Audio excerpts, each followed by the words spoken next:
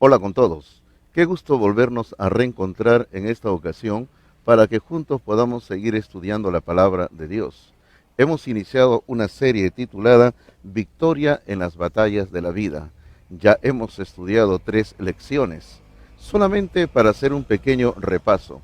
En la lección número 1, donde estudiamos sobre Eliseo y versus el rey de Asiria, aprendimos que uno puede tener victoria sobre el temor. En la lección número 2, donde estudiamos sobre David versus Goliat, aprendimos que uno puede tener victoria sobre la discriminación, porque muchas veces recibimos discriminación de parte de otras personas.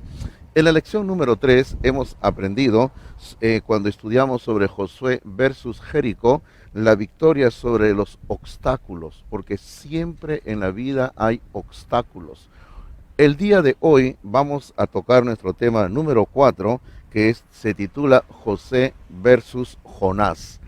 Lógicamente, José y Jonás nunca se conocieron entre ellos, al menos en esta tierra nunca se llegaron a conocer, porque entre José y Jonás hay una gran distancia de tiempo.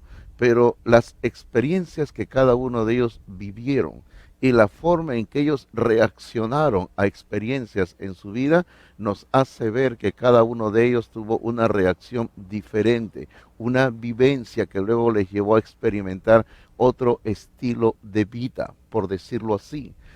El tema de hoy es la batalla contra la amargura. La amargura es un problema muy grave. Entonces podríamos nosotros iniciar preguntándonos, ¿se puede vivir con amargura? ¿Se puede vivir en amargura? La respuesta es simplemente sí se puede. Porque en el libro de Hechos de los Apóstoles tenemos el caso del mago Simón, a quien el apóstol Pedro le dijo así: porque en hiel de amargura y en prisión de maldad veo que estás. Este hombre durante toda su vida había vivido en amargura. Y el apóstol Pedro lo percibió y con la guía del Espíritu de Dios le dijo: estás viviendo en amargura. Creyentes también pueden vivir en amargura, producto de que han tenido ciertas experiencias en su vida que ha ocasionado que ellos reaccionen de esa forma. Necesitamos aprender qué dice la palabra de Dios sobre esto. Para eso vamos a ver cómo reaccionó José y cómo reaccionó Jonás frente a experiencias que le tocaron vivir. Entonces, lo primero que vamos a ver ahora es que la vida no es justa. Y ahí decimos, pregúntenle si no a José, porque José experimentó ciertas cosas en su vida que él tiene mucha razón en decir la vida no es justa. La vida de José se encuentra en los capítulos 37 al 50 de Génesis. No vamos a ver todos los detalles de la vida de José. Lo único que vamos a hacer ahora es un repaso a pasos agigantados sobre la vida de José. Número 1, tenemos ahí en su nota que dice: José tuvo 10 hermanos mayores y un hermano menor, pero él era el favorito de su padre. Hermanos míos, este fue un grave error, según mi perspectiva, que cometió Jacob, el padre de José, con él. Tener un hijo preferido. Tenía 12 hijos en total y de todos los 12 hijos varones tenía un preferido. Y hay que aprender algo en la vida. No es bueno tener un hijo preferido, una hija preferida. Todos nuestros hijos deben ser tratados de la misma manera, deben ser tratados iguales. Todos deben recibir lo mismo. Hermanos míos, yo pienso que esto fue una causa para la cual los hermanos de José luego se llenaron de ira contra José. Número 2. Mientras estaba cumpliendo un encargo de su papá, José se enfrentó con la ira de sus hermanos, porque ellos estaban llenos de cólera contra José. Número 3. Aunque no hizo nada malo, lo vendieron para ser esclavo en Egipto. José fue vendido para ser esclavo por sus hermanos. Fue lo mínimo que le podía pasar porque sus hermanos querían matarlo. pero su hermano mayor Rubén fue el que sugirió, dijo, no lo matemos, sino que hay que venderlo como esclavo. Al menos eso le salvó la vida a este varón. Número 4 dice, como esclavo hizo todo bien, pero lo acusaron falsamente y lo enviaron a la cárcel. Él estuvo preso, fue acusado falsamente por la esposa de su jefe, de su dueño. Número 5, en la cárcel hizo todo bien y aún ayudó a otra persona, pero se olvidaron de él. José fue abandonado, por decirlo así, en la cárcel. Se olvidaron de él. Resumiendo, hasta este punto, digamos esto. José pasó 3 crisis. Crisis número 1, la crisis del pozo. Crisis número 2, la crisis de la esclavitud. Crisis número 3, la crisis de la cárcel. Y en sus notas yo le digo, José era el candidato perfecto para la amargura. José era el candidato perfecto para la amargura, porque todo lo que había vivido José le llevó a que él podía llenar su corazón de amargura. Y ahí decimos nosotros que él podía haber estado amargo con las personas. Él podía vivir amargo contra sus hermanos, contra el hombre que lo compró como esclavo, contra el hombre la mujer que lo acusó mandándola a la cárcel. Él tenía derecho, por decir así, de que él podía estar amargo, pero también podía estar amargo con Dios, porque él como hebreo adoraba a Dios y él podría haber dicho, ¿cómo es que Dios no me ha ayudado en estos problemas que he tenido? En segundo lugar, personas pueden ser malvadas. Pregúntenle a Jonás. Hemos repasado a José, ahora veamos a Jonás. Jonás se enfrentó con personas malvadas, porque los hermanos de José eran personas malvadas.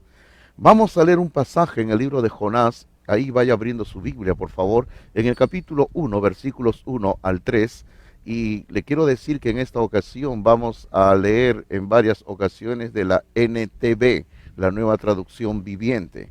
Mayormente de ahí vamos a leer en esta lección, por lo menos.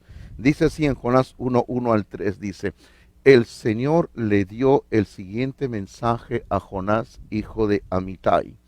Le dijo, levántate y ve a la gran ciudad de Nínive, pronuncia mi juicio contra ella, porque he visto lo perversa que es su gente.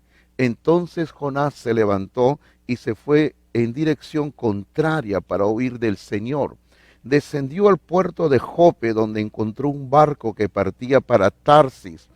Tarsis viene a ser lo que hoy en día sería España. Jonás se quería ir lo más lejos posible, huyendo de Dios, en sentido contrario. Pero el texto aún sigue diciendo, compró un boleto, subió a bordo y se embarcó rumbo a Tarsis con la esperanza de escapar del Señor. Qué inocente, ¿verdad? Querer escapar de Dios. Nadie puede huir de Dios. Pero él pensaba que sí lo podía hacer. Nadie puede escaparse de Dios. Aquí nos vamos a formular 2 preguntas para estudiar la experiencia de Jonás. Pregunta número 1. ¿Quiénes vivían en la ciudad de Nínive? Buena pregunta, ¿verdad?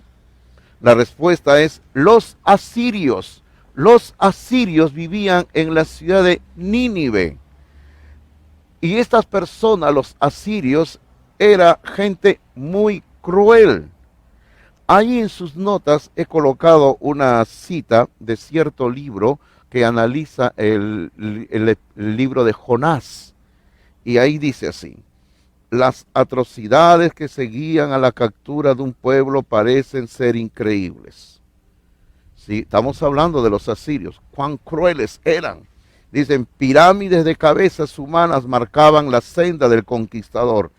Niños y niñas quemados vivos o reservados para un peor destino. Hombres empalados, despellejados, cegados, con las manos y los pies cortados, sin orejas o narices, mientras que las mujeres y niños fueron llevados a la esclavitud. La ciudad capturada, saqueada y reducida a cenizas, y los árboles del vecindario cortados. Cada hombre en Israel sabía estas cosas.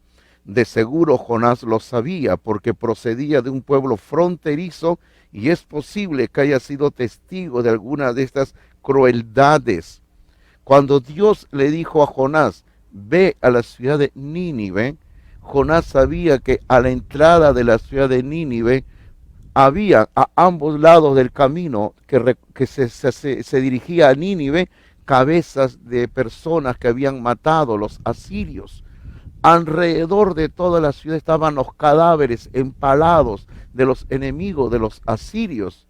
Hermanos, los asirios era gente muy cruel, y de hecho Jonás tenía cierto temor al ir allí. Pero, hermanos, había otra causa que Jonás sabía lo que Dios había dicho. En el punto número 2 en sus notas dice, los profetas predijeron que los asirios destruirían a Israel. Así que Jonás sabía que los asirios tarde o temprano iban a destruir a su pueblo Israel.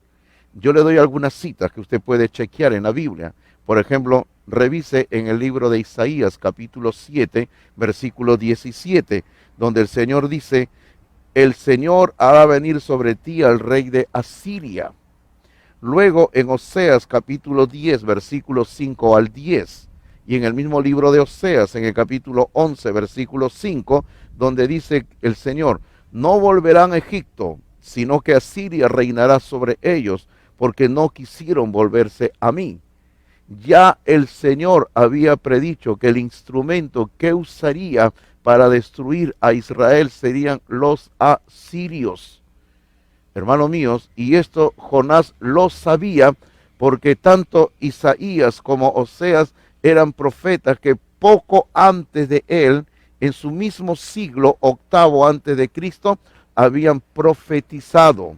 Entonces Jonás sabía que Dios iba a usar a los asirios. Ahora, esto nos lleva a la pregunta número 2.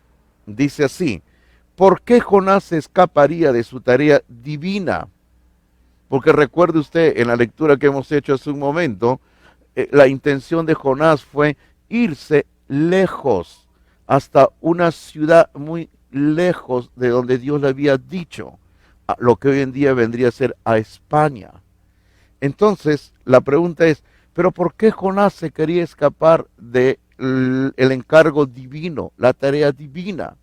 Leamos en el libro de Jonás, capítulo 4, versículos 1 y 2. Dice así, este cambio de planes molestó mucho a Jonás y se enfureció, porque Dios ya le había dicho, no voy a destruir Nínive, porque los ninivitas se habían arrepentido. Y este hombre de Dios, en vez de alegrarse porque la gente a quien él había predicado se había arrepentido, él se llenó de cólera, se llenó de amargura en su corazón. Y en el versículo 2 dice, entonces le reclamó al Señor, Señor, ¿no te dije antes de salir de casa que tú harías precisamente esto? Molesto estaba el hombre, ¿verdad? Por eso huí a Tarsis. Sabía que tú eres un Dios misericordioso y compasivo, lento para enojarte y lleno de amor inagotable. Estás dispuesto a perdonar y no destruir a la gente.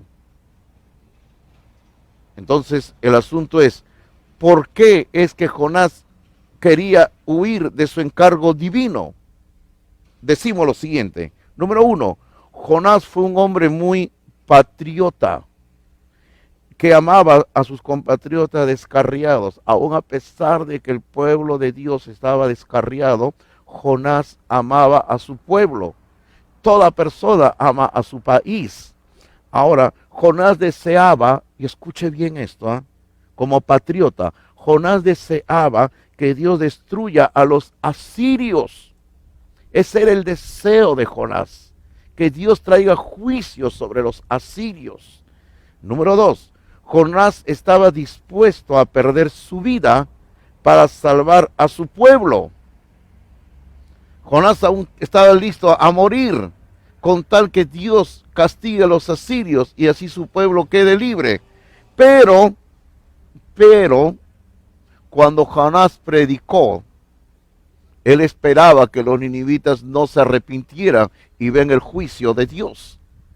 Pero cuando Jonás predicó, la gente de Nínive se arrepintieron.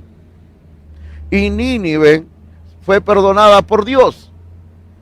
Entonces, Jonás, el instrumento usado para su arrepentimiento, estaba amargo, molesto, se llenó de amargura.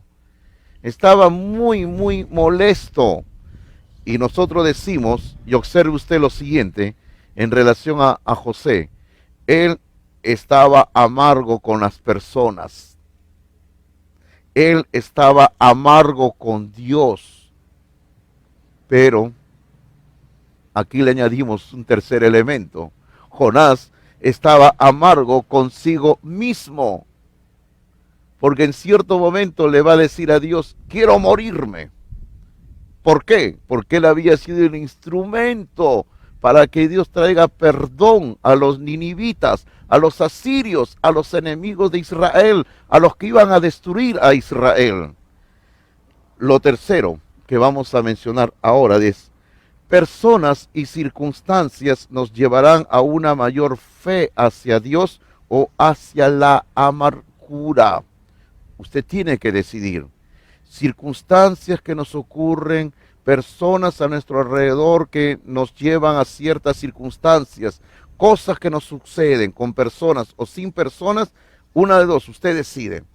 ¿Nos llevan más cerca de Dios o llevan a que nuestro corazón se llene de amargura?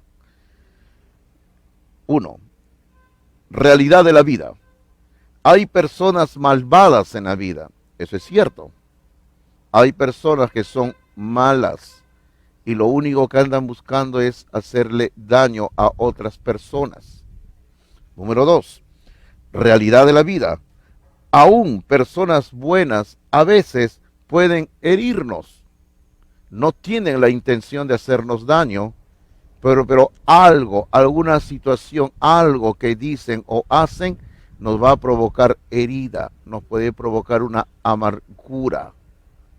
Número 3, las realidades de la vida nos acercarán más a Dios o nos alejarán de Dios. Otra vez, usted decide. Toda experiencia de la vida le aleja de Dios o le acerca a Dios o llena su corazón de amargura. En cuarto lugar, ¿qué debemos hacer cuando la realidad nos afecta? Porque todos nosotros como seres humanos vamos a experimentar cierta realidad y nos va a afectar a todos, porque somos personas, somos seres humanos. Bueno, aquí le voy a dar la receta contra la amargura. Si sigue usted estos consejos para evitar que la amargura haga su nido en su corazón, usted va a tener una buena vida libre de amargura. Quiero recordar lo que dice Efesios capítulo 4, versículo 31. Donde el apóstol dice así, líbrense de toda amargura, líbrense de la furia, líbrense del enojo, líbrense de palabras ásperas, líbrense de las calumnias y líbrense de toda mala conducta. Lo primero que está en la lista es que hay que ser libres de amargura. Todo hombre de Dios, toda mujer de Dios, no debe guardar en su corazón amargura. Quizás usted me diga, pero pastor, usted no sabe la experiencia que tuve cuando era niño, niña, la experiencia que tuve cuando era adolescente, la experiencia que tuve de joven o la experiencia que actualmente tengo como persona adulta. Sea lo que sea, el mandato apostólico es líbrese usted de toda amargura. No permita que la amargura eche raíz en su corazón. No lo tolere, no lo permita usted. Número 1, considere la pregunta que Dios le hizo a Jonás. La pregunta es, ¿haces tú bien en enojarte? Jonás, ¿haces tú bien en amargarte? Y la pregunta puede ser para nosotros. En vez de Jonás, ponga su nombre. Por decir, en mi caso sería, Fernando, ¿haces tú bien en enojarte? Fernando, ¿haces tú bien en llenar tu corazón de amargura? Hermanos, la receta para esto es, primero, busca a Dios en cada situación. Segundo, confía en Dios en cada situación. Y lo tercero, obedece a Dios en cada situación. Sencillamente, acércate a Dios en cada situación, en cada experiencia que te toque vivir en esta vida. Número 2, estamos en la receta contra la amargura. Sigue a Jesús y deja que Él viva a través de ti. Lo primero que tienes que hacer es en todo lo que nos toca vivir, ríndete a Dios. Lo otro, concede perdón aunque no lo pidan. Eso es bueno. Vamos a tener experiencias que nos van a frustrar, nos van a llenar de amargura, nos van a doler. Pero si esa persona o personas nunca te piden perdón, perdónalas, porque ese es el mandato de Dios, perdónalas. Lo otro, tercero, en todo sigue el mandato del amor. Hace poco iniciamos una serie titulada Atrévete a amar. Y es cierto, el amar a otros es algo que debemos de hacer los cristianos. Tenemos que amar a las personas en todo momento. El final de la historia. ¿Cómo termina la historia de José y cómo termina la historia de Jonás? Esto nos lleva a ver las experiencias que estos hombres terminan. Hermanos míos, hace poco estábamos estudiando una serie titulada Malos ejemplos, buenas lecciones. Y había algo que repetíamos en cada momento, que es así: no importa cómo comienzas, lo importante es cómo terminas. Podemos comenzar cayéndonos, podemos comenzar gateando, podemos comenzar con golpes, pero ¿cómo terminamos? En el proceso de la carrera, ¿qué hace Dios en nuestra vida y cómo terminamos?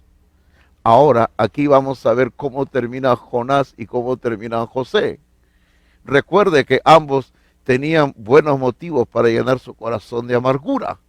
José no llenó su corazón de amargura, pero Jonás sí lo llenó. Entonces, lo primero, José vio el corazón y el plan de Dios. José pudo ver el corazón y el plan de Dios. Porque en el libro del Génesis, capítulo 50, versículos 19 y 20, observe usted conmigo lo que sale del corazón de José. Él era el segundo en el reino de Egipto. Él tenía autoridad, aun si quería decretar la muerte de sus hermanos. Pero él está allí y observe estas palabras que salen del corazón de un hombre perdonador, de un hombre que no permitió que la amargura haga nido en su vida ni un momento. Mire lo que José le dice a sus hermanos. Capítulo 50, versículos 19 y 20 dice: pero José les respondió: no me tengan miedo, ¿acaso soy Dios para castigarlos? Ustedes se propusieron hacerme mal, pero Dios dispuso todo para bien. Él me puso en este cargo para que yo pudiera salvar la vida de muchas personas. No tengan miedo. Yo seguiré cuidando de ustedes y de sus hijos.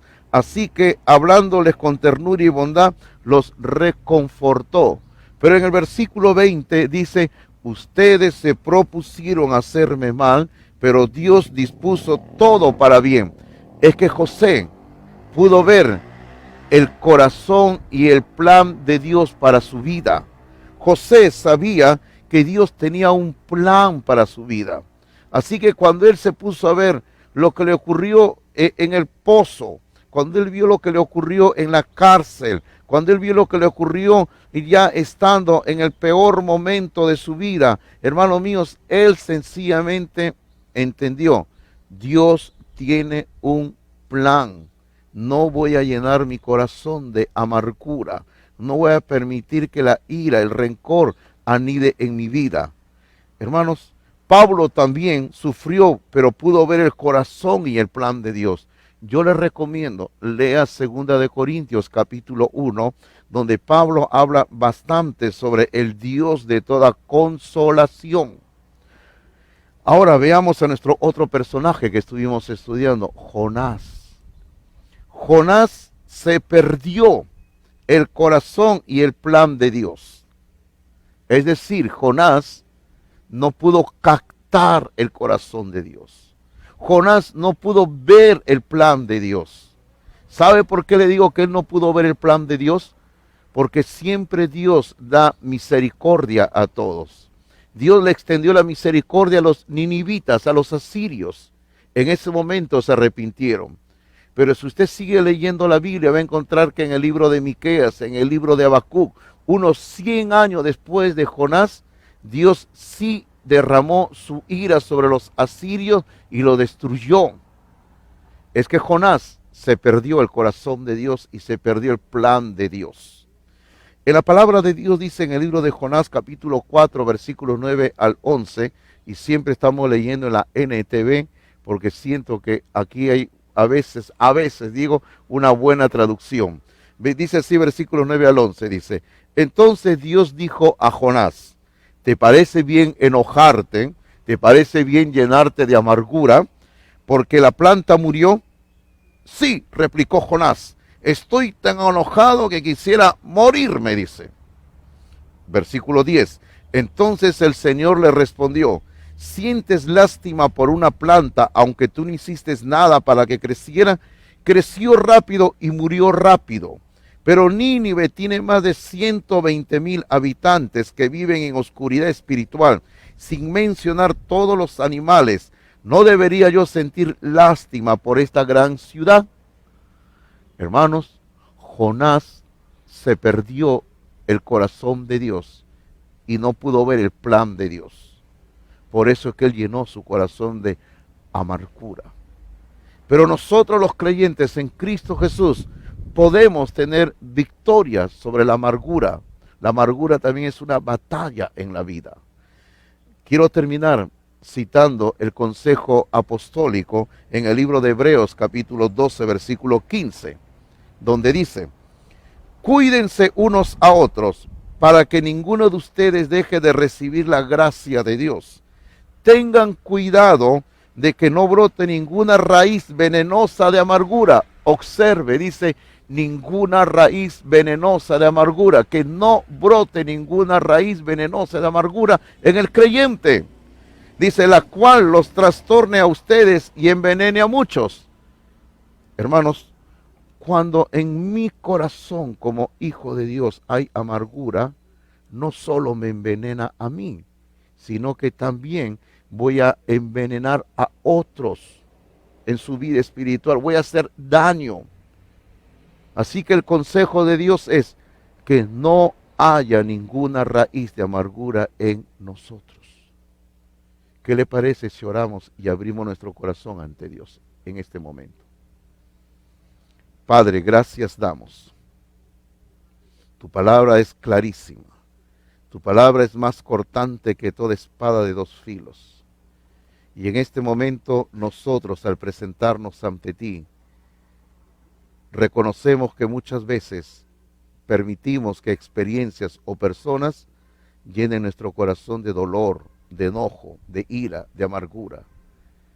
Te pedimos perdón, Señor, porque no queremos llenar nuestro corazón de amargura. Queremos ver el corazón de Dios. Queremos ver el plan de Dios en todo momento en nuestras vidas. Permítenos, Señor, verlo, y pido, Padre, que cada uno de mis hermanos y hermanas puedan buscar cada vez más tu corazón y tu plan. Queremos dejar nuestras vidas en tus manos, orando en el nombre de Jesucristo. Amén.